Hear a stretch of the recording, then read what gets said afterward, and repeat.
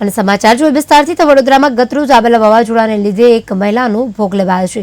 નવાયાર્ડ વિસ્તારમાં રહેતા જાદવ પરિવાર માટે આફત બન્યું હતું વાવાઝોડું। વિમળાબેન જાદવ ઘર પાસેથી પાણી ભરતા હતા ત્યારે આવ્યું અચાનક વાવાઝોડું અને વાવાઝોડામાં પતરું ઉડીને માથાના ભાગે વાગતા તેઓ ઇજાગ્રસ્ત થયા। વિમળાબેનનું ખાનગી હોસ્પિટલમાં સારવાર દરમિયાન મોત નીપજ્યું છે।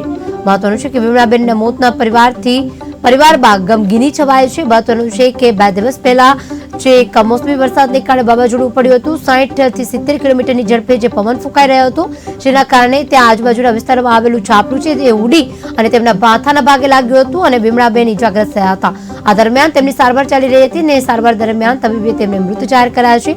પરિવારમાં ગમગીની છવાય છે।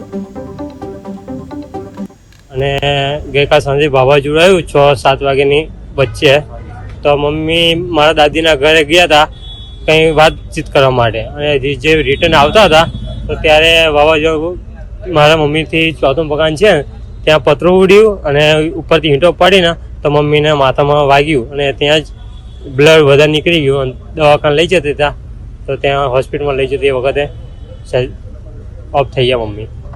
અને ગઈકાલ સાંજે વાવાઝોડું આવ્યું 6-7 વાગ્યાની વચ્ચે,